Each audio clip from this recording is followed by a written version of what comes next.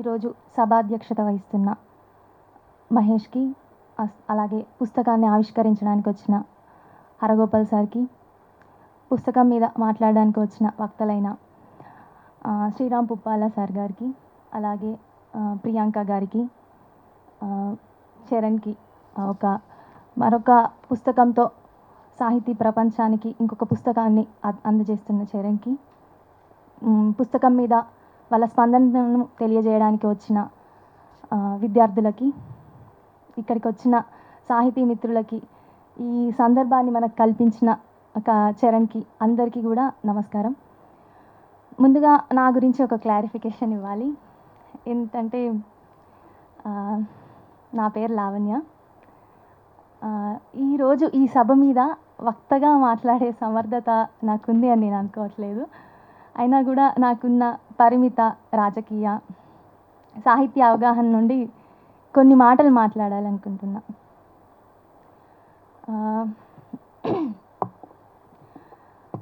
ఈ పుస్తకం కంటే ముందు చరణ్ గురించి కొన్ని మాటలు చెప్పుకోవాలి.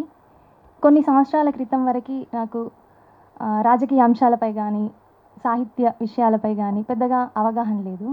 అవగాహన దాకా అవసరం లేదు, పరిచయం కూడా లేదు ఎక్కువ. ఇప్పటికి కూడా పెద్దగా ఉంది అని నేను అనుకోవట్లేదు. అయితే సాహిత్యాన్ని నాకు పరిచయం చేసిన వాళ్ళల్లో కొంతమంది వ్యక్తులు ఉన్నారు. వాళ్ళ ప్రోత్సాహం ద్వారానే ఈరోజు నేను మాట్లాడుతున్నాను. అందులో మా బావ వెంకటేష్, చరణ్, ఓయూ సాహిత్య వేదిక, వీళ్ళ పరిచయం ద్వారానే నాకు సాహిత్యం అనేది దగ్గర అయిపోయింది. ఇంకా ఉస్మానియాలో ఉన్న సాహిత్య వాతావరణం నాకు ఈ సాహిత్యాన్ని కానీ ఈ రాజకీయ విషయాలు, ప్రపంచంలో జరుగుతున్న విషయాలన్నింటినీ చాలా దగ్గర చేసింది. ఈ పరిధిని అన్నిటిని ఇంకా విస్తృతం చేసేసింది. సో అలా నాకు ఈ ప్రపంచంలోకి నేను అడుగుపెట్టాను. ఇంకా చరణ్ కంటే ముందు నాకు చరణ్ కవిత్వంతో పరిచయం 2 సంవత్సరాల క్రితం ఊహ చేద్దాం రండి ఇలాగే పుస్తక ఆవిష్కరణ సభ జరుగుతుంది. అప్పుడు నాకు శ్రీనిధి పరిచయం. ముందు ఆమె వాట్సాప్ స్టేటస్లో చూశాను నేను చరణ్. మనం కవితల్లో చిన్న చిన్న పదాలను తీసి పోస్టర్స్గా తయారు చేసి స్టేటస్లుగా పెట్టుకుంటాం కదా. సో అలా నేను మొట్టమొదటిసారిగా అప్పుడే కవితా ప్రపంచంలోకి అడుగు పెడుతున్నాను. నేను ఆ వాక్యాలు చూడగానే ఆ వాక్యాలలోని తడి అనేది ఎంతో గాఢంగా అనిపించింది నాకు. మీకు అందరికీ తెలుసు, ఊహ చేద్దాం రండి పుస్తకంలోని కవితలు అనేవి ఎంతో ప్రభావితంగా ఉంటాయి, ఆ కవితలన్నీ కూడా. సో అలా నాకు చరణ్ కవిత్వం పరిచయం అయింది ముందు. తర్వాత అనుకోకుండా ఓయూ సాహిత్య వేదిక ఒక చిన్న సమావేశంలో చరణ్ పరిచయం అయ్యాడు క్యాంపస్లో. ఆ రోజే అతను ఊహ చేద్దాం రండి పుస్తకాన్ని కూడా తీసుకొని వచ్చాడు. ఆ రోజే నేను అతని నుండి ఆ పుస్తకం తీసుకొని చదివాను. అలా ఆ రోజు పరిచయమైన మా స్నేహం అనేది నేటికి కొనసాగుతూ ఉంది. నేను అర్థం చేసుకున్న వాక్యాలని, రాసుకున్న కవితల్ని చరణ్ కవితలుగా గుర్తించిన వాళ్ళల్లో కూడా చరణ్ ఒకరు. సో అందుకు ఈ సందర్భంగా చరణ్కి నా ప్రత్యేక కృతజ్ఞతలు. ఇక ఈ పుస్తకం విషయానికి వస్తే, ఈ పుస్తకాన్ని చరణ్ నాకు ముందుగా ఇచ్చాడు. ఇచ్చిన తర్వాత ఓపెన్ చేసి చూస్తే నాకు 3 పేర్లు కనిపించాయి. అందులో మొదటి యుద్ధంలో మరణించిన యువ కవులకు అంకితమని. అందులో మొదటగా ఉన్న పేరు పర్నియా అబ్బాసి. చూడగానే ముస్లిం పేరు, జెండర్ ఏందో తెలీదు, అబ్బాయే అనుకున్నాను నేను ముందుగా. క్రోమ్లో వెళ్ళి చూస్తే గూగుల్లో చూస్తే ఒక అమ్మాయి ఫోటో కనిపించింది. ఓకే, ఈ కవి అమ్మాయి అనుకున్నా. ఈమె ఇరాన్కి చెందిన అమ్మాయి. ఆమె ఫోటోతో పాటు ఒక కవిత కూడా కనిపించింది ఇంగ్లీష్లో. అదేంటి అంటే, I burn, I fade, I become a silent star that turns into smoke in your sky. ఈ వాక్యాల అర్థం ఏంటంటే, ఎక్కడో ఒక చోట మండుతున్న, అంతరించిపోతున్న నిశ్శబ్ద నక్షత్రం అనేది, దాని యొక్క ధూళి అనేది ఏదో ఒక రోజు మనకు ఆకాశంలో పొగ రూపంలో కనిపిస్తుంది అని దీని అర్థం. అంటే ఒక నిశ్శబ్ద నక్షత్రం లాంటి వ్యక్తుల ప్రభావం అనేది, వాళ్ళ పనుల ప్రభావం అనేది మనకి ఏ రోజైనా కనిపిస్తుంది. సో అలాంటి వ్యక్తులు, నిశ్శబ్ద నక్షత్రం లాంటి వాళ్ళు చరిత్రలో చాలామంది ఉంటారు. అంతెందుకు వర్తమానంలో కూడా ఉన్నారు. కవుల సమూహంలో అయితే చాలా ఎక్కువ మంది ఉంటారు. అహ్మద్ అబ్దుల్ రహీం, హసన్ అయ్యద్.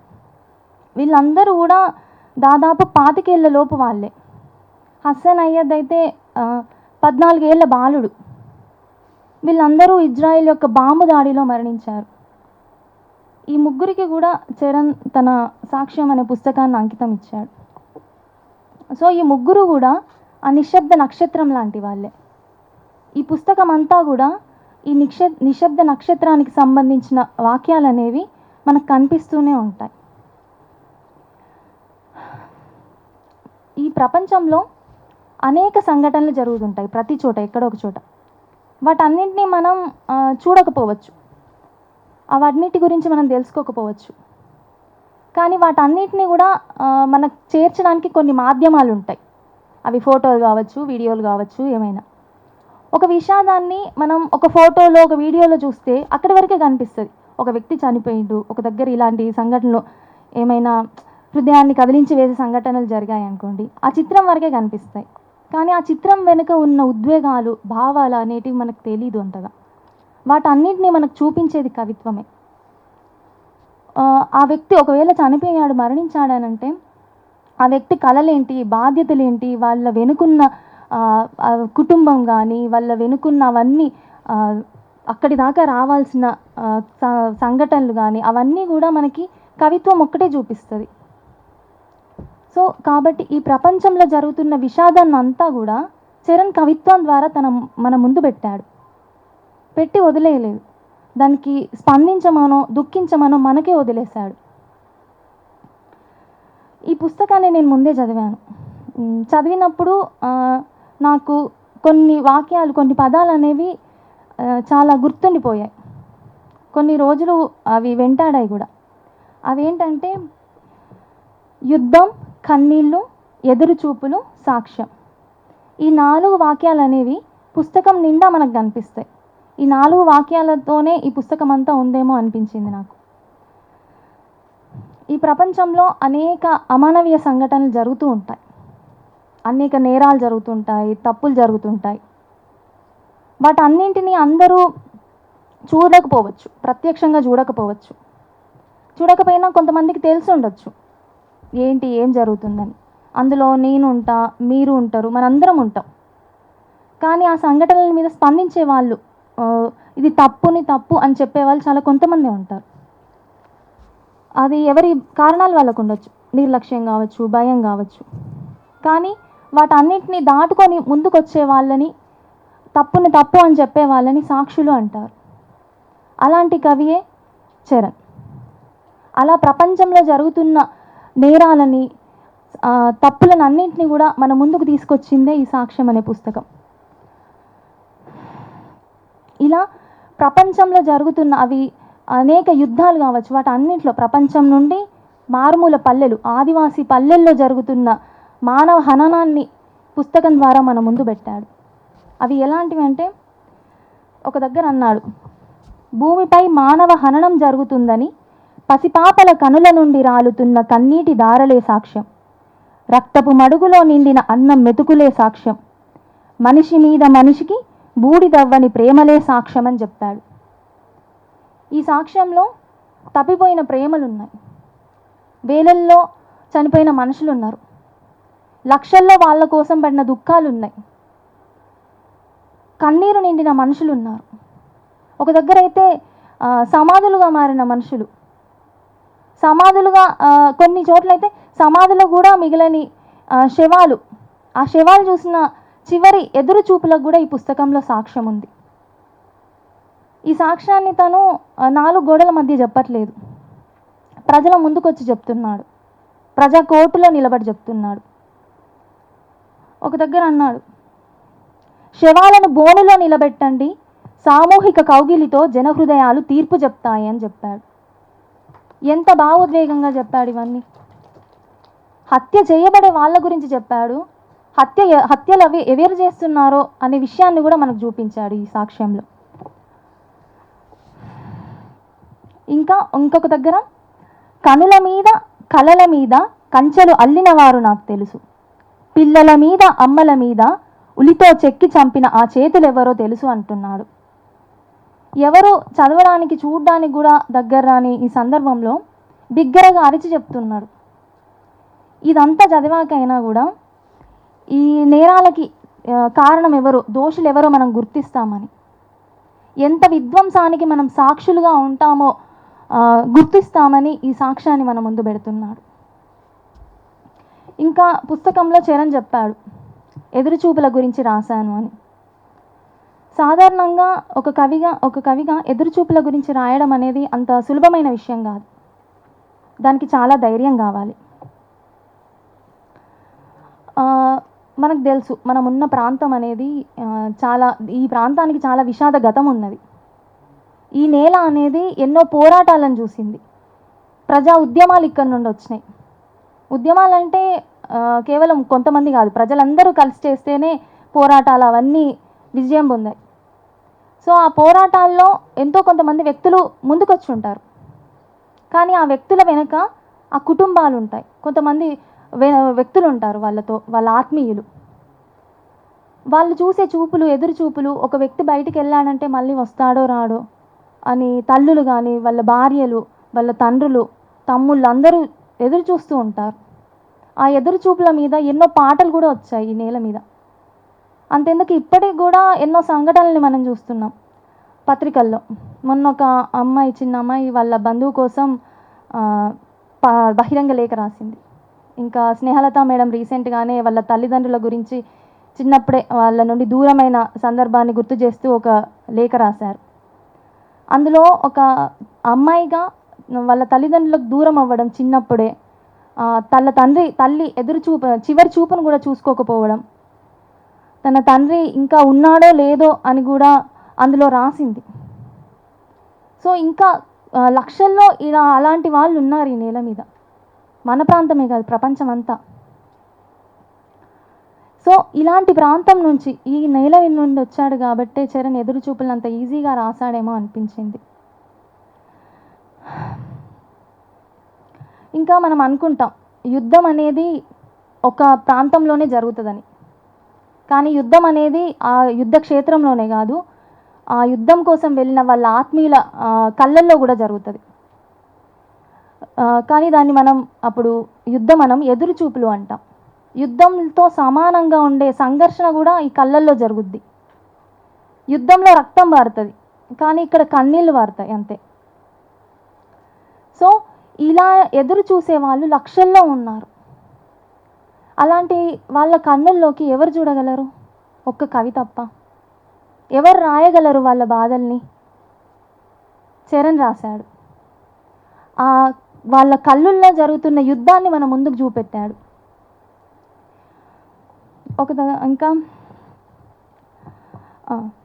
సూడాన్ నుంచి సిరియా నుండి, కాశ్మీర్ నుండి పాలస్తీనా వరకు ఈ ప్రపంచంలో జరుగుతున్న తల్లుల కోసం పిల్లల కోసం తల్లులు చూస్తున్న ఎదురుచూపుల గురించి రాశాడు.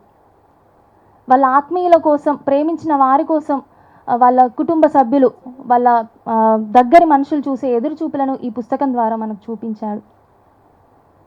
ఇంకా ఈ పుస్తకంలో పసిపిల్లలు కనిపిస్తారు మనకి.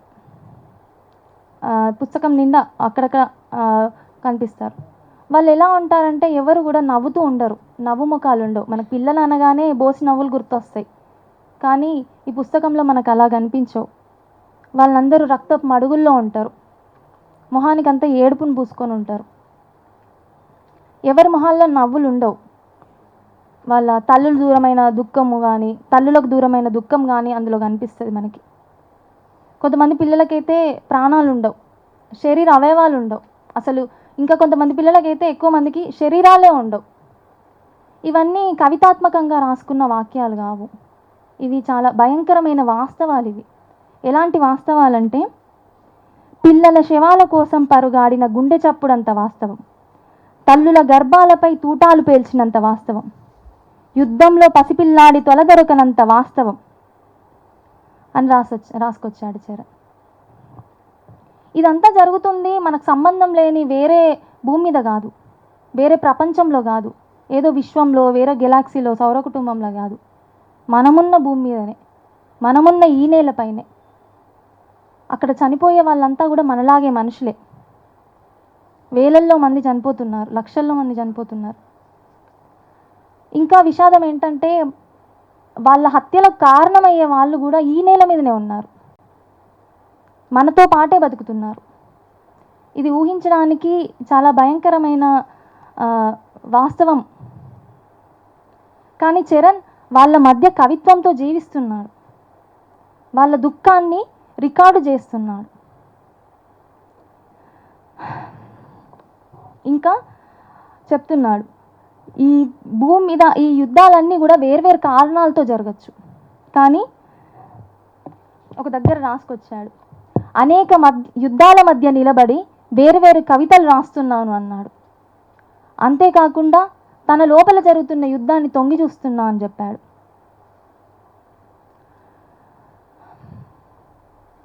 ఈ ప్రపంచం అంతా కూడా ఒక భయంకరమైన నిజాన్ని, భయంకరమైన అబద్ధాన్ని ప్రచారం చేస్తుంది.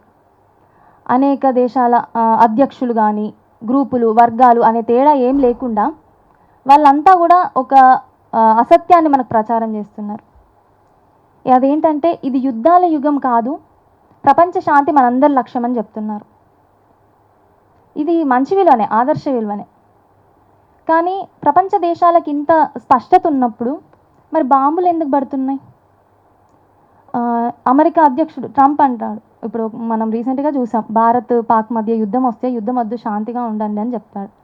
మరి ఇంత స్పష్టత ఉన్న దగ్గర నుంచి ఎందుకు మనకు తెలుసు ప్రపంచంలో ఇన్ని యుద్ధాలు జరగడానికి కారణం ఆయుధాలు ఎక్కడి నుండి వస్తున్నాయో తెలుసు. ఇంత స్పష్టత ఉన్న కాలంలో మిసైల్స్ ఎట్లా పడుతున్నాయి, ఎట్లా బాంబులు పేలుతున్నాయి, ఎందుకు వేలాది మంది చచ్చిపోతున్నారు, ఎందుకు ఇంకా కవులు రాసే కవిత్వంలో యుద్ధ బీభత్సం గురించి వర్ణన వస్తువుగా మనం చెప్పుకుంటున్నాం? ఇది యుద్ధాల యుగమే. మనం కవిత్వంలో ఆ యుద్ధ బీభత్సం గురించి చదువుకుంటున్న వాళ్ళం మనమంతా. ఇంకా మనం ఎక్కడైనా ఎలా అదేంటిది, ఒక దగ్గర ఏదైనా బాంబు పడితే దాన్ని మనం ఎట్లా చూస్తామంటే ఎంతమంది చనిపోయారు, ఎంత నష్టం జరిగిందని శవాల లెక్కలతో చూస్తాం మనం. కానీ అక్కడ చనిపోయేది మనుషులేనా? అక్కడ ప్రేమలు చనిపోవా, బంధాలు చనిపోవా, వాళ్ళ స్నేహం చనిపోదా? ఇవన్నీ ఏ లెక్కలోకి రావు కదా. మనం చాలాసార్లు వింటాం హాస్పిటళ్ళ మీద బాంబులు పడ్డాయని. పాలస్తీనాలో అయితే హాస్పిటళ్ళు కేంద్రంగానే బాంబులు వేస్తున్నారు. ఇప్పుడు అక్కడ ఏ హాస్పిటల్ కూడా పూర్తి స్థాయిలో వైద్యాన్ని అందించడానికి సిద్ధంగా లేదు, ఆడ ప్రాపర్గా లేవు అక్కడ ఏవి హాస్పిటల్ కూడా. హాస్పిటల్ అంటేనే ఆపదలో ఉన్న వాళ్ళని రక్షిస్తారు, వాళ్ళు అక్కడ క్యూర్ అయ్యి వస్తారు అని మనం అనుకుంటాం కదా. అక్కడ ఆ వాతావరణం అంతా చాలా భావోద్వేగాలతో నిండి ఉంటుంది. అక్కడ ఒక వ్యక్తి రక్తంలో కొట్టుమిట్టాడుతూ ఉంటాడు, చివరి ఊపిరితో పోరాడుతూ ఉంటాడు. అక్కడే ఒక పసి ప్రాణం, చిన్న పాప ప్రాణం పోసుకుంటూ ఉంటుంది. కుటుంబ సభ్యులు ఎవరో ఒకరు ఆపదలో ఉంటారు. ఇవన్నీ ఉంటాయి ఒక హాస్పిటల్ వాతావరణం చుట్టూ. ఇన్ని సంఖ్యలో ఇంత భావోద్వేగాలు ఉంటాయి ఆ వాతావరణం అంతా కూడా. ఒకసారి బాంబు పడి కూలిపోయిందంటే, హాస్పిటల్ కూలిందంటే 4 గోడలు కూలడం కాదు, బీభత్సం గురించి రాయడమే నా దినచర్య అని చెప్పుకున్నాడు. ఇది చెప్పడమే కాదు, ధైర్యంగా దాన్ని మన ముందు చూపించాడు కూడా. ఇంకా ఈ పుస్తకంలో ఆదివాసీలకు సంబంధించిన కవితలు కూడా ఉన్నాయి. మనం పురాణాల నుంచి ప్రపంచ దేశాల చరిత్ర ఏది చూసుకున్నా కూడా ఆదివాసీలు వాళ్ళ హక్కుల కోసం, వాళ్ళ ఉనికి కోసం, వాళ్ళ అస్తిత్వం కోసం పోరాడుతూనే ఉన్నారు. ఇప్పుడు మనం ఉంటున్న ఈ నాగరిక ప్రపంచం అంతా కూడా ఆదివాసీల సమాధులపై నిర్మించబడింది. అమెరికా కావచ్చు, అది ఆస్ట్రేలియా కావచ్చు. నేను ఎక్కడో చదివాను, ఆస్ట్రేలియా దేశం అయితే 98% అక్కడున్న ట్రైబల్స్ని అక్కడ నుండి రిమూవ్ చేసేశారు. ఇప్పుడు అక్కడ ఉంటున్న వాళ్ళంతా కూడా బయట దేశాల నుండి వచ్చిన వాళ్ళే, బయట వాళ్ళంతా. అందుకే ఆదివాసీలు ఎప్పుడు వాళ్ళ దగ్గర ఆయుధాలు పెట్టుకొని ఉంటారు, వాళ్ళ హక్కుల కోసం పోరాడుతూనే ఉంటారు.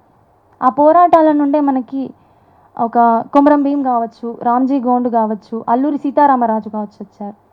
వాళ్ళందరూ కూడా మనకి హీరోలు అయ్యారు. కానీ వాళ్ళు ఏ ఆదివాసీల కోసం పోరాడారో, వాళ్ళంతా ఆదివాసీలు ఇంకా పోరాటాలతోనే ఉన్నారు. సో అందుకే ఇప్పుడు వాళ్ళు ఆయుధాలతో ఉంటే ఏ ప్రాబ్లం ఉండేది కాదు.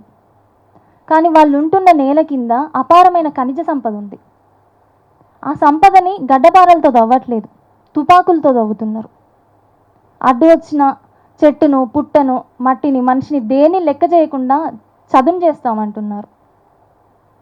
కలుపు మొక్కలు అని కారణాలు చూపెట్టి మరీ చంపుతున్నారు. అందులో మొలకలు లాంటి చిన్న పసి ప్రాణాలు కూడా పోతున్నాయి. మంగ్లీ సోడి అని ఛత్తీస్గఢ్లో 6 నెలల పాప చనిపోయింది బుల్లెట్ దాకి. ఆమెకి ఈ బయట ప్రపంచంతో అసలు సంబంధమే లేదు కదా. ఆమెకు అసలు తన బయట ఏం జరుగుతుందనే విషయం కూడా తనకు తెలీదు. మనం చెప్తాం ఆదివాసి, మన రాష్ట్రపతి ఒక ఆదివాసి మహిళ, గిరిజన మహిళ అని చెప్పుకుంటాం. ఈ మంగ్లీ సోడి ఎన్ని బతికుంటే ఇంకా అంతకంటే ఎక్కువ స్థాయిలోకి వెళ్ళేదేమో, ఈ దేశానికి ఏదో ఒకటి చేసేదేమో. కానీ ఏ కారణం లేకుండా చనిపోయింది కదా. అందుకే విత్తనాలపై యాసిడ్ పోసి మిస్సింగ్ అంటున్నారు. మిస్సింగ్ అంటే హఠాత్తుగా మాయమవ్వడం కాదు, హత్య కాబడడం అని రాశాడు. ఎన్ని విత్తనాలను ఇలా నాశనం చేసుంటారు. ఒకసారి వాటిని బతకనిస్తేనే కదా అవి ఎంత పెద్దగా పెరిగి మహావృక్షమై ఎంతమందికి నీడనిచ్చేవో.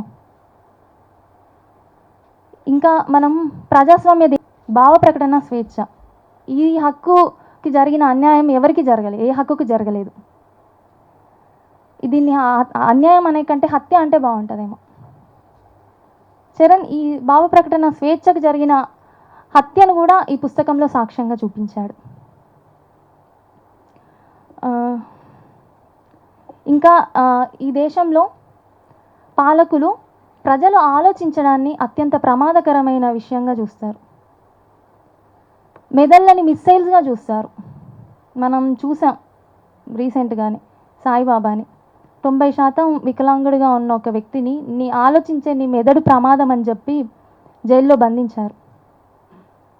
అతను ఏ నేరం చెయ్యకుండానే జైల్లోనే చాలా సంవత్సరాలు గడిపాడు. సో అట్లాంటి పాలకులు ఉన్నారు. ప్రజాస్వామ్య దేశమే ఇది, కానీ ప్రజాస్వామ్యయుతంగా ఉండదు, నియంతలుగా ఉంటారు. అలాంటి నియంతలకి ఏం భయం అంటే ఆలోచించే మెదళ్ళు భయం, ధైర్యం భయం వాళ్ళకి. అందుకే ఆ ధైర్యాన్ని బంధించాలని జైళ్ళు నిర్మిస్తారు. వెలుతురు కూడా వెళ్ళని సెల్లను నిర్మిస్తారు జైళ్ళని. కానీ ఆలోచించే మెదడు, వెలుగుని కోసం కలగనే మెదడు ఆ చీకట్లో మగ్గుతూ కూడా రేపటి కోసం కలలు కంటూ ఉంటుంది.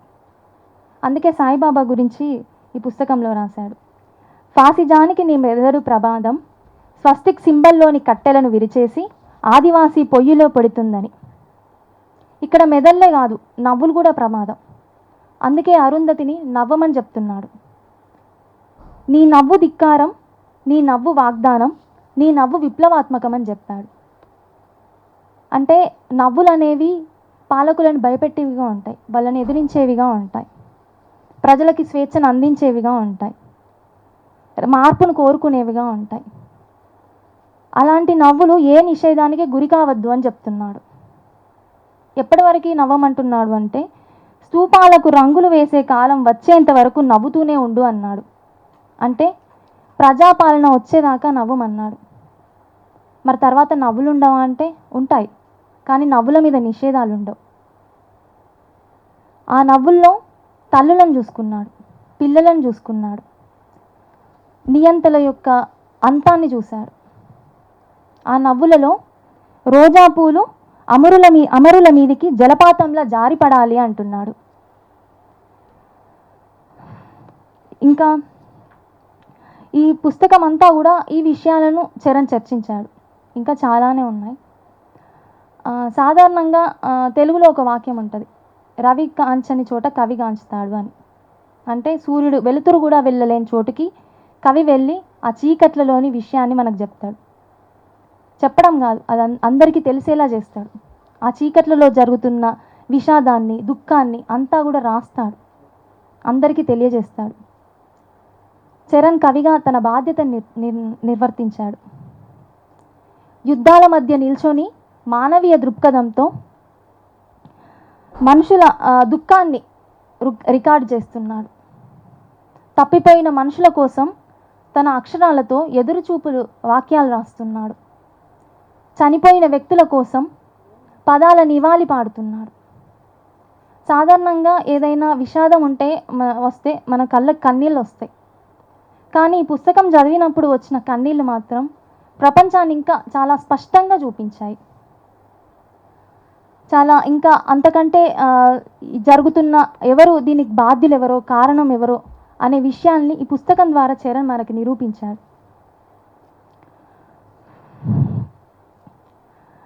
సో ఇలాంటి విషయాన్ని, ఇలాంటి ఒక సందర్భాన్ని మనకు చరణ్ ఈ పుస్తకం ద్వారా చూపించాడు కూడా. అందుకే చరణ్కి ఈ సందర్భాన్ని నాకు కల్పించిన చరణ్కి ధన్యవాదాలు.